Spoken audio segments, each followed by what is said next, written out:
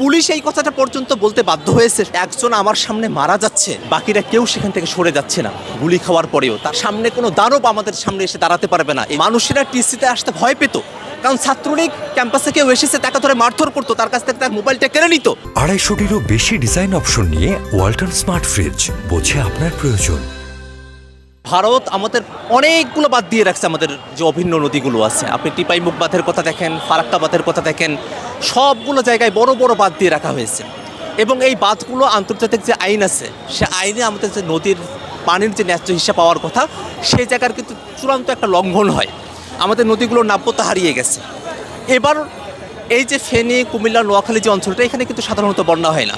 এবার হঠাৎ করে উজান থেকে পানি আসলো এবং এখানে একটা বন্যার মতো পরিস্থিতি তৈরি হয়ে গেছে। এত বন্যা যে একতলা বা দুই তলার উপরে পর্যন্ত পানি উঠে গেছে। মানুষ এখানে অবর্ণনীয় কষ্টের মধ্যে আছে, অনেকে মারা যাচ্ছেন, অনেককে এখন পর্যন্ত যোগাযোগ করা সম্ভব হচ্ছে না। একেবারেই মানবেতর একটা পরিস্থিতি সেখানে তৈরি হয়েছে। এমতো পরিস্থিতিতে বৈষম্যবিরোধী ছাত্র আন্দোলনের পক্ষ থেকে গত 3 দিন ধরে ঢাকা বিশ্ববিদ্যালয়ের টিএসসিতে নগদ অর্থসহ ত্রাণ সামগ্রী সংগ্রহের কর্মসূচি এখানে চলছে। গণমানুষ আসছে, এখানে গত 3 দিনে কয়েক কোটি টাকা এখানে কালেকশন হয়েছে নগদ অর্থ। এই বিষয়টা আমাদেরকে আশাবাদী করে তুলছে। টিএসসি যে গণমানুষের টিএসসি, সেটার একটা নতুনভাবে এটাকে আমরা এর রূপটা আমরা দেখতে পেলাম। এর আগে নিকট ভবিষ্যতে তো আমরা কখনোই টিএসসির এত জনসম্পৃক্তি আমরা দেখি নাই। আমরা মানুষেরা টিএসসিতে আসতে ভয় পেত, কারণ ছাত্রলীগ ক্যাম্পাসে কেউ এসেছে তাকে ধরে মারধর করতো, তার কাছ থেকে তার মোবাইলটা কেড়ে নিত, তার কাছ থেকে তার নগদ পয়সাগুলো কেড়ে নিত। অথচ মানুষ এখন তার যা সাধ্য আছে, আমরা দেখেছি একজন অন্ধ সওয়ালকারী, একজন ভিক্ষুক, তিনি এসেছেন, তার পকেটের মধ্যে যতটুকু টাকা ছিল তিনি সেটা দিয়ে গেছেন। একজন রিক্সা চালক, তার যতটুকু সামর্থ্য তিনি দিয়ে গেছেন। ছোট ছোট বাচ্চারা তার যা সঞ্চয় একটা ব্যাংকের মধ্যে, সেটা তারা এসে দিয়ে যাচ্ছেন। অনেকে আছেন তাদের হয়তো তেমন কোনো সামর্থ্য নেই, কিন্তু তারা এখানে আসছেন। আবার যাদের বড় সামর্থ্য আছে, তারা বড় বড় সামর্থ্য নিয়েই এখানে হাজির হয়েছেন। আমি এখনই একজনকে দেখলাম যিনি 10 লক্ষ টাকার একটা নগদ ফান্ড এখানে দিয়ে গেলেন। এই বিষয়টা আমাদেরকে উজ্জীবিত করছে, একটা অভাবনীয় একটা দৃশ্যের সূচনা এখানে করেছেন।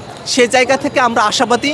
আমরা মনে করি যে ফেসিবাদী ব্যবস্থার বিলোপ এবং নতুন রাজনৈতিক বন্দোবস্তর কথা বলে এক দফার ঘোষণা বৈষম্যবিরোধী ছাত্র আন্দোলন দিয়েছিল, তার প্রতি জনমানুষের সম্পৃক্ততা আছে। মানুষ ছাত্রদের মধ্যে আশা দেখছে, তরুণদের মধ্যে আশা দেখছে, এবং এই আশাকে বাস্তবে রূপায়ণ করাটাই হচ্ছে আমাদের সামনের দিনের চ্যালেঞ্জ, এবং আমরা এটাকে সুন্দরভাবে সমাপ্ত করতে চাই, দেশবাসীকে আমাদের পাশে চাই। এবার আমরা দেখেছি পুলিশ এই কথাটা পর্যন্ত বলতে বাধ্য হয়েছে আগের স্বরাষ্ট্রমন্ত্রীর কাছে, যে একটাকে মারি সেই শুধু মরে, সেই শুধু চলে যায়, আর বাকিটি যায় না। অর্থাৎ একজন আমার সামনে মারা যাচ্ছে, ছোট ছোট বাচ্চারা, বাকিরা কেউ সেখান থেকে সরে যাচ্ছে না। গুলি খাওয়ার পরেও তার পাশে একজন ইনস্ট্যান্ট মারা গেছে, তারপরেও সে ভয় পাচ্ছে না। এই যে সাহস, এই যে দুর্নিবার হয়ে ওঠা, এই যে বন্দুকের সামনে বুক চিতে দাঁড়ানোর সাহস, এটা যে তরুণ সমাজ, বর্তমানের যে তরুণ প্রজন্ম এটা যে রপ্ত করতে পেরেছে, এর থেকে বড় আশা জাগা নিয়ে আর কিছু হতে পারে না। সামনে কোনো দানব আমাদের সামনে এসে দাঁড়াতে পারবে না, এই তরুণ সমাজের কাছে দাঁড়াতে পারবে না। সেই আশাবাদটাও আমরা রাখতে চাই। অনেকগুলো জায়গায় আমাদের সংস্কার প্রয়োজন। এখনও গণঅভ্যুত্থান শেষ হয়েছে ঠিকই, হাসিনা বিদায় নিয়েছে, কিন্তু সেই কলাকৌশল, সেই প্রশাসন বা সেই আগের যে ধাঁচ, সেখান থেকে এখনও দেশের মানুষ মুক্তি পায় নাই। অনেক দায়িত্ব এসে পড়েছে। এই দায়িত্বগুলোতে জনমানুষের সম্পৃক্ততা দরকার। সকলের সম্মিলিত প্রচেষ্টার মধ্য দিয়ে প্রয়োজনে দ্বিতীয় গণঅভ্যুত্থানের ভিতর দিয়ে হলেও আমাদেরকে আমাদের দেশটা, আমাদের মালিকানা আমাদের বুঝে নিতে হবে।